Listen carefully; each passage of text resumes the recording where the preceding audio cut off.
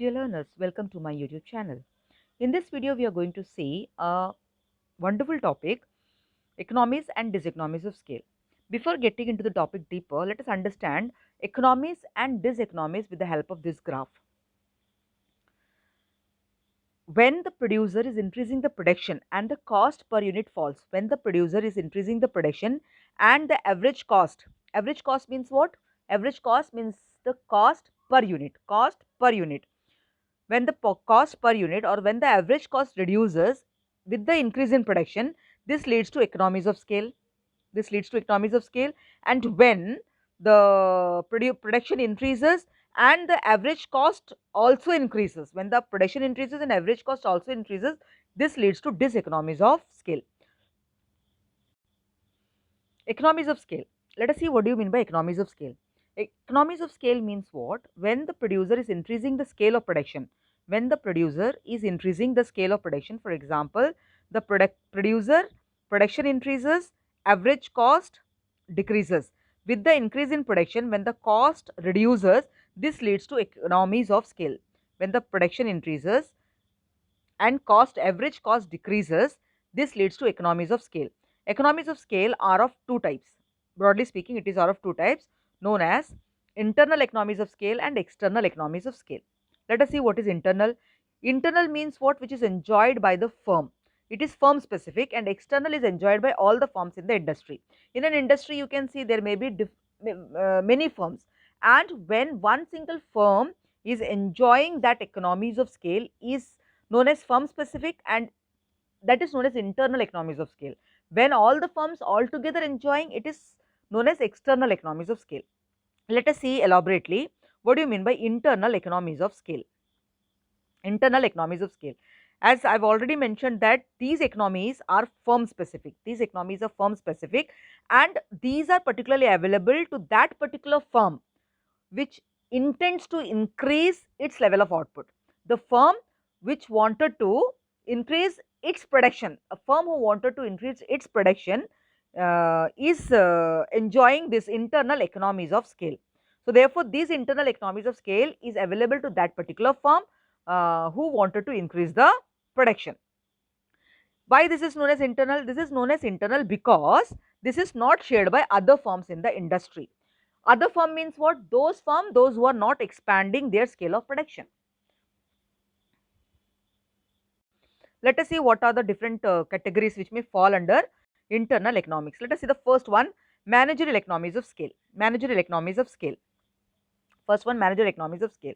What happens in case of managerial economies of scale? Simply we can say managerial economies.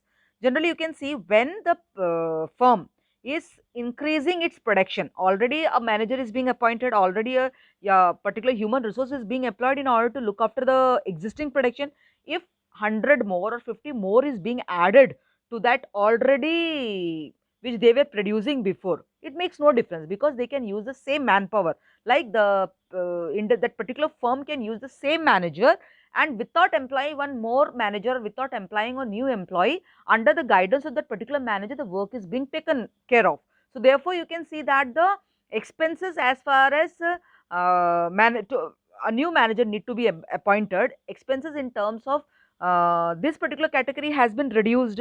Their firm can use the same resources, and with the same resources or with the same that human resource known as manager, the additional or expanded unit of production can be taken care of. So no extra expenses to be paid to this particular manager for taking care of additional or expanded unit of production. Next one is marketing economies of scale. The next topic is marketing economies of scale. Generally, you can see in case of marketing economies of scale, the marketing economies of scale, it is being achieved in that situation when they are going for bulk buying, branding or advertising. For example, you can see large organization, generally they enjoy benefit on advertising cost as they cover larger audience. But on the other hand, you can see small organization is also paying equal advertising expenses, but they are not able to enjoy the benefit of advertising cost since they are not covering the larger group of people. Next one is technical economies of scale. Technical economies of scale. It occurs when organization is investing in expensive and advanced technology. Automatically we can see in case of technical economies of scale, what happens when the organization is investing in expensive and advanced technology, they can go for making more production with this advanced technology in a short time, which will help in reducing the cost per unit. Next one is financial economies.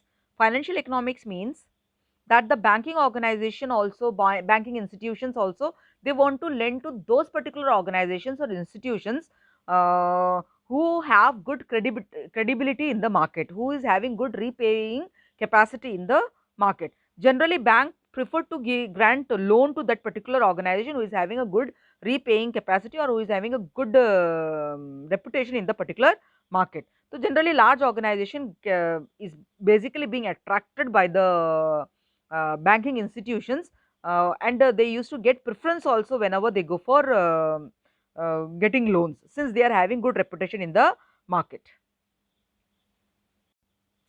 Commercial economies. Commercial economies also we can see in case of that marketing economies. We can merge that the commercial economies with the marketing economies.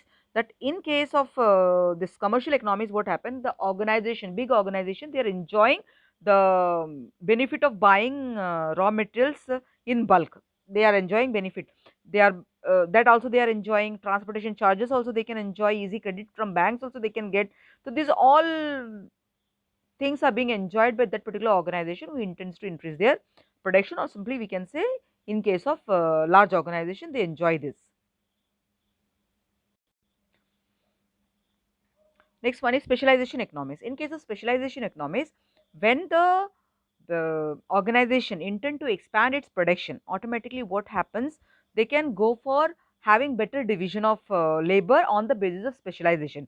And when on the basis of better division of labor on the basis of specialization, and when on the basis of specialization they are dividing the work among the employees can do that particular work better, since they are having specialty or a specialized education they have taken in that particular field.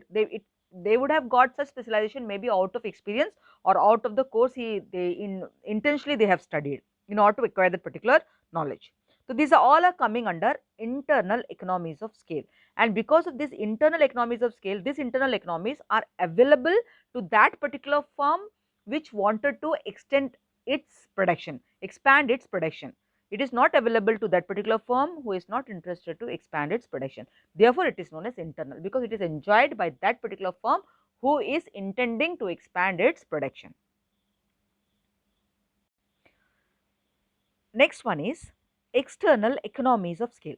Let us see what is external economies of scale. As I have told you, internal economies of scale was available to the firm. External economies of scale is available to the industry as a whole. That was internal economies of scale was firm specific, it is industry specific. Industry specific means what? In an industry there are many firms, and these external economies of scale is being enjoyed by all the firms together, therefore it is known as industry specific. These are available to all the firms in the industry when the scale of operation of an industry as a whole expands. Generally, in case if in an industry there are 10 firms, 8 firm is expanding its production, basically other 5 is also going to enjoy that. Generally what happened with the expansion of industry? What happened? New markets are explored, new ways of doing things are discovered, new managerial techniques are improved, new technology comes. So basically what will happen, many linked processes are also being developed. Like in case if a particular market is being developed, generally it will have good transport facilities, it will give more number of financial institutions will also come nearby, means of communication will improve, water charges, water facility, cheap water facility will be provided, electricity. So therefore you can see what, as far as this external economies of scale is concerned, all the firm enjoys the means of communication, cheap transport, cheap water, cheap electricity, development of labor. In case the labor market is being developed, they will have a hold in that particular place also. So these all are generally being enjoyed by all the firm in the industry. So this is known as external economies of scale. So internal economies of scale are firm specific. It is enjoyed by that particular firm who is expanding its production. It is not enjoyed by the other firms. But in case of external economies of scale, all the firms altogether avail this benefit. In avail this benefit, so it is known as industry specific. So generally we can say that whole industry is expanding, whole industry is expanding, facilities are coming, and those facilities are enjoyed by everyone, is coming under external economies of scale. Let us see what do you mean by diseconomies of scale. Just vice versa of what we have seen in economies of scale. Economies of scale is one form of benefit which the firm as well as industry is enjoying. This is one form of loss which is being incurred by the firm or industry, diseconomies.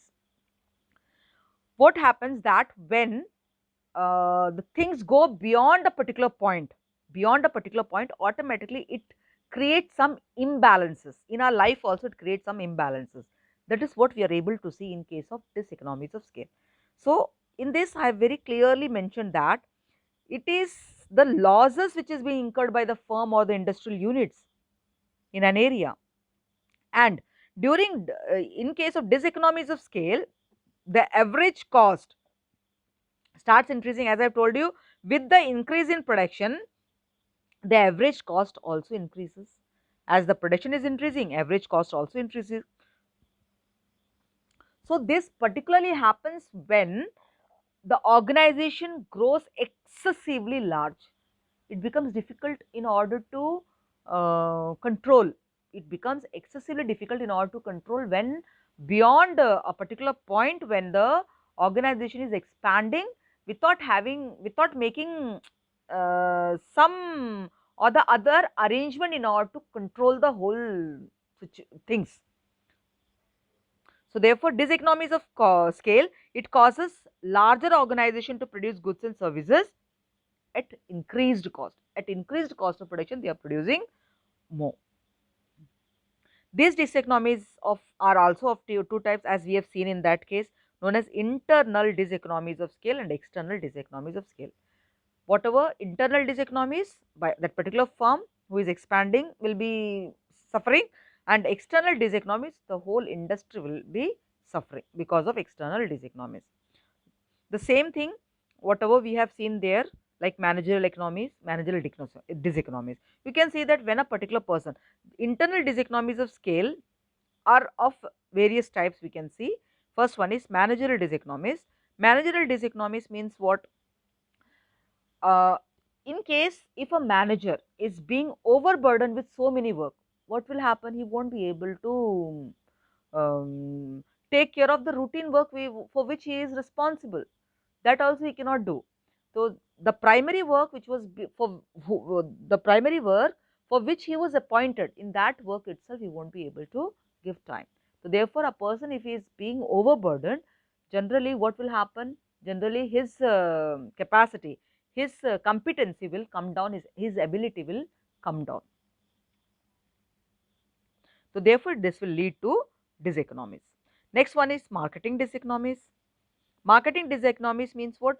When it becomes because of what? Because of large scale production, there will be adverse effect on the control as well as coordination of all marketing activities, whether it is selling, whatever. For example, in case of this transportation also, you can see that the things may get damaged. So excessive production produced units are being transported from one place to other, automatically defective rate will increase. And that is there. Technical diseconomies, when the technical diseconomies means what? At the time of production, when the production is being made, at the time of production, you can see at the time of production what will happen? More number of units are being produced, the breakdown point rate will also increase with increase in production. Next one is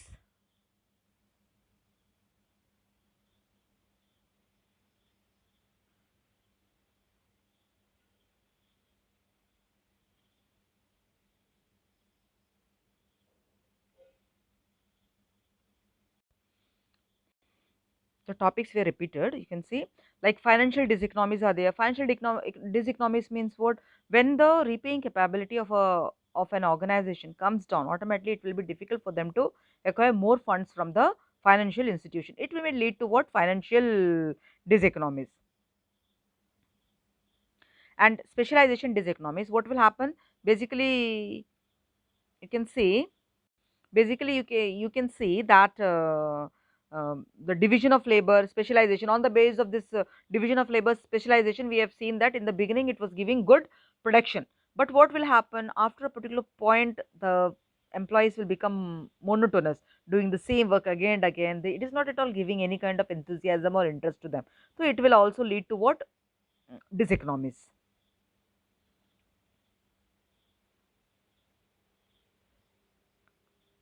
Next one is external diseconomies of scale.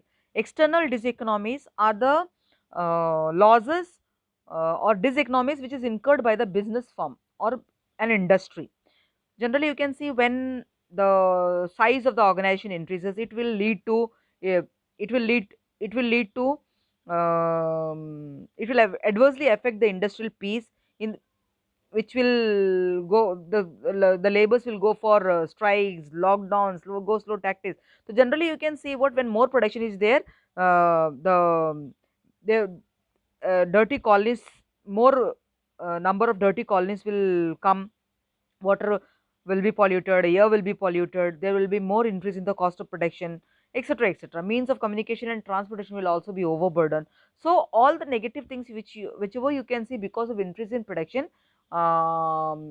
it will lead to external diseconomies of scale.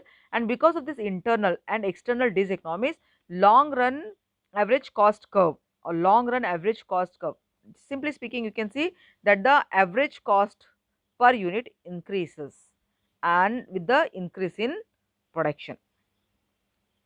Due to this reason, what happened? The average cost curve is U-shaped. First it is coming down because of economies of scale, then it is increasing because of diseconomies of scale. Thank you.